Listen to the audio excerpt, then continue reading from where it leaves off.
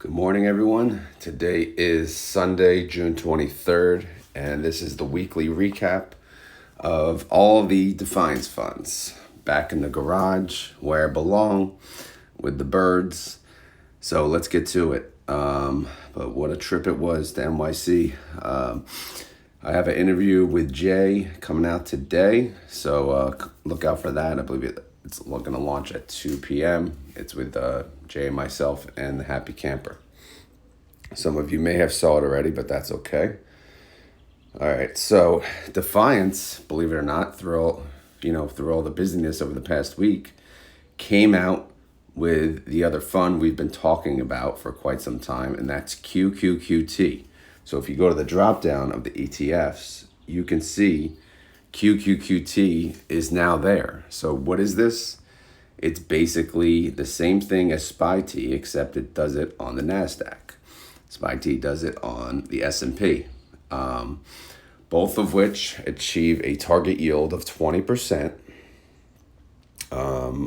They have a different strategy than QQQY. Obviously, QQQY, a little more aggressive strategy, we'll say. This is more of a call spread, right? So let's just see. Each day, QQQT sells credit call spreads on the NASDAQ 100 with near-term expiration. This entails selling call options at or near the money strike prices and buying call options above that strike price. That way, in case it gets blown through, they do have the call, and then that could capture some of the upside. So they won't get totally destroyed. That's the thinking behind it. All right, so they intend to pay on a monthly basis. Okay, obviously.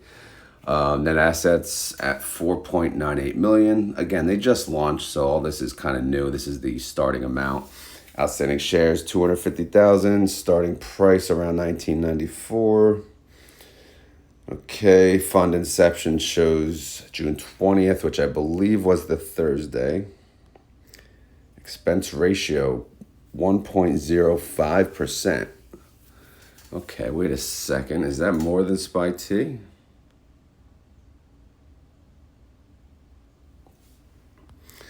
Let's take a look. Yeah, well, SPYT is 0.94%. Is trading options on the NASDAQ more expensive? Okay, so the expense ratio is higher than SPYT. That I did not know. Okay, but it's fractional, but still something good to know. Here's their holdings, if you guys were curious. Right now, it looks like they're holding the QQQ. Obviously some cash, and then they're selling, the call spreads. Looks like on the mini NASDAQ index and on the NASDAQ index, probably because, they don't really have a lot of funds right now. They just started. So, they'll do the mini and they'll do the big one. So I believe the XND is the mini, but either way. So if you look at the XND right in the middle, which one? All right, so the negative would be the sell, right? They're selling a call. Looks like for, it's either 198 or 1980. Yeah, it's 198. And then if you look right above that, the positive numbers, this is the buy call. So they bought a call for 199. So they sold a call for 198, and if the index stays below that number, they'll collect that premium, it'll expire worthless. But if the index blows through the 198 and goes to 200, 205, that buy call would make some money. So it won't be a complete disaster. And I believe that is the thinking behind these call spreads. Again, I never do call spreads. But it's not, I'm not saying it's a bad strategy. It's a busy strategy, right? It's a little more involved. So, paying Defiance kind of makes sense. Although, that expense ratio is a little higher than SPYT, which, again, surprising. We'll have to ask that to Sylvia when we get her on. Well, I guess I'll have to get her on again. Here's their distribution schedule. So they're going to skip June. So the first one that you'll actually get paid on will be on August 5th. That first one will probably be nice too. It'll probably be a little above a 20% yield. So we'll look out for that. All right, so that's the update for the Defiance as far as new funds. QQQT is now out. I I believe this one will be a popular fund because people love the SPYT. Again, this is, we'll call it the boring fund of the high yielders, right? It's just a safe 20%, just paying my 20% and I move on. But I even know, to some out there, they just think like 20% is unrealistic too, but it's not. It's really not. I mean, as long as you're willing to limit the upside in your capital, then it's not. It is very realistic. This is like awesome for retirement accounts. So I don't know. That's just my opinion, not financial advice. So let's get to the spreadsheet. Let's do the update. All right. So I added QQQT to, let me freeze. I got to freeze these panes now, right? Freeze row. I added them to this. What the heck? Freeze. There you go. See, I added them right there. Launch date 6/20. Underlying is QQQ because that's what they had owned.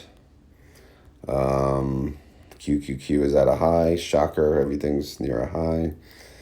Yeah, nothing new. We'll plug in the data as we go. So, implied volatility on the Qs, 15.43%. The QQQY index shows what? NDX. That IV shows 18. All right, whatever. Either way, they're actually doing options on the, we saw the ND. What was it? Let me go back to the holdings. Because it really matters what they're doing options on. Yeah, the NDX. So maybe I should add that one to the, I'll put that as the underlying.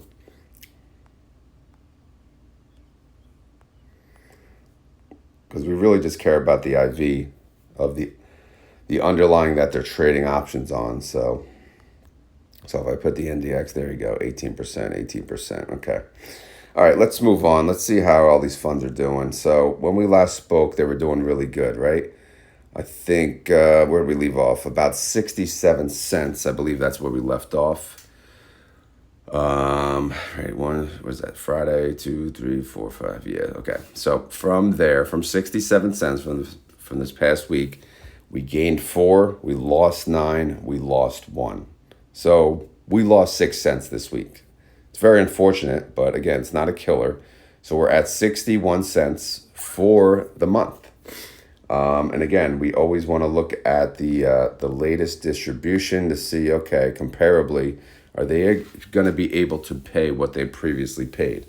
So they paid 80 cents last month, and they're at 61. Deck date is coming up, so they don't have much time. So 80 cents is a little out of range, but you never know. But either way, at least they're making money. They made 61 cents as of right now, and that so far is a total return. This is without drip. This is with distributions as cash of 12.76%. Okay, let's take a look at JEPY. So JEPY, where'd we leave off? We left off at what, 41 cents? So this past week, they made 5 cents. They made 1 cent. So they made 47 cents. So that they actually went up. So, I love JEPY, man. JEPY is just a solid, boring performer. So they're at 47 cents. They paid last month, they paid about 55 cents. So they honestly look to be in line. And the month prior, they paid what, 76? Damn. So yeah, they're probably in line with the previous payment. I could see them making about 55 cents when all said and done. Total return for JEPY is 11.67% from inception. So not too bad. Here's the problem child of the bunch. They have not been doing well this month, but let's take a look real quick. IWMY, this past week, they made 6 cents, they lost 3, and then they made 7. So they started the week negative 23 cents per share, and then they ended the week negative 13 cents per share. So overall, a successful week, but again, it's not a good month for IWMY. You could see by the price, obviously, they're at $14.36. Total return, though, from inception, if you had owned this from inception, again, getting the distributions as cash, they are up 10.9%. All right, TRES. All right, TRES. Oh, wait. I didn't look at IWMY's. Well, I guess they can't afford any payment, so it doesn't really matter what the prior payment was. So TRES, as of last week, they were at 35 cents. This week they lost 3 cents. They gained 2 cents, and then they lost 4 cents. So they lost 5 cents this week. So now they're at 30 cents. Last month they paid 16 cents, so they can actually afford what they usually pay. So that's pretty good. However, TRES total return from inception, they are down 10.74%. All right. So, yeah, that's not good. Not good at all. All right. Let's go to SPYT. SPYT ended last week at, I think it was 62 cents. They gained 4 one day, and then they lost it. So they basically didn't make anything last week. Which, okay, that's better than losing money, I guess. But, it sucks. Total return from inception, it's up 5.76%. Keep in mind, this fund is newer. All right, so month-to-date income is 62 cents. Let's compare that to the prior payment. Prior payment for SPYT was 33 cents. So that is very much in reach. So if they pay us 33 cents, then guess what? Anything beyond that, anything additional is capital appreciation that is left into the fund, right? Into the price. And that's good, right? Because you'll get some capital appreciation. I think I mentioned this, but total return SPYT, 5.76% from inception. USOY. The oil one, USOY. All right, what do we got here? All right, this past week, well, they were at 20 cents month-to-date income. This past week, they gained 2, and then they made 16 in one day. That's awesome. And then they lost 2. Okay, so we'll wash out the 2s, and they basically made 16 cents for the week. That puts them at 36 cents a share for the month. What did they pay last? They paid 71 cents. That's a little out of reach, but at least they're in the positive. They may not pay that same distribution. I believe that was their first distribution, so that may have been over, a little over a month. So it's possible that you can expect a little lesser distribution, but we'll worry about that when we do our guesstimates when the time comes. Total return, they are showing positive 1.79%. And again, this is with capital plus the distribution you received out as cash.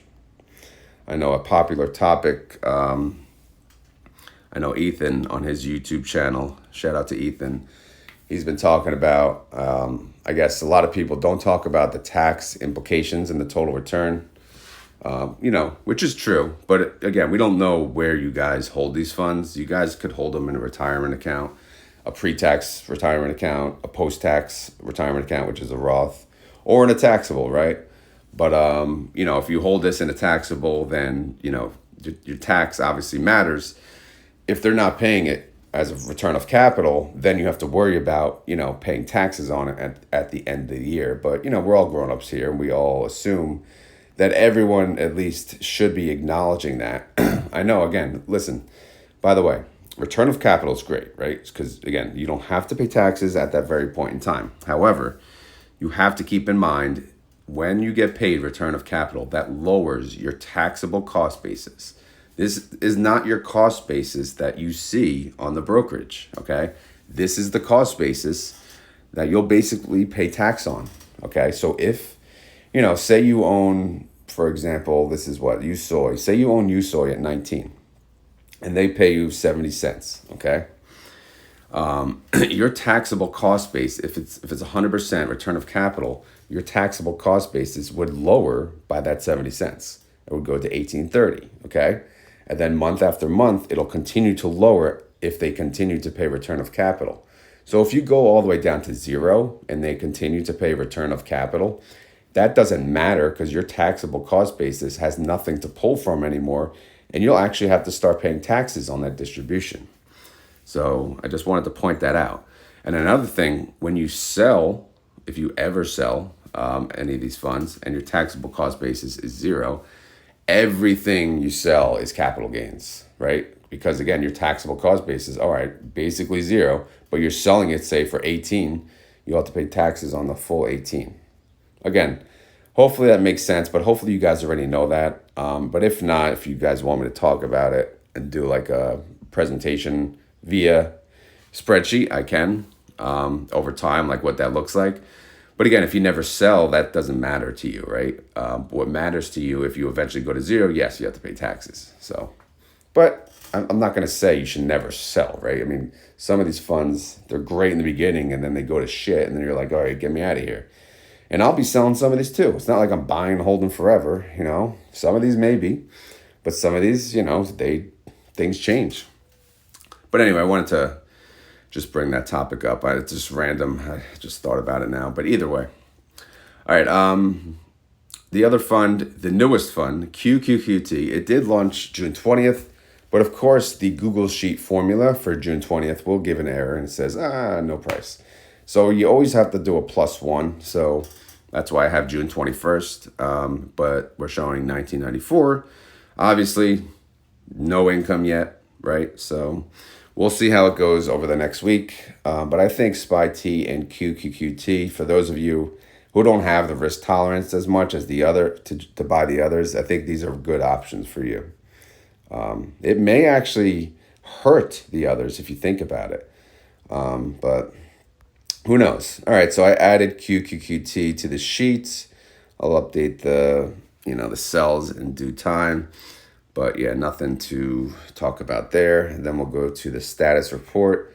So these are all the funds now that we have. Obviously, QQQY is the largest fund, sitting at 258 million of net assets.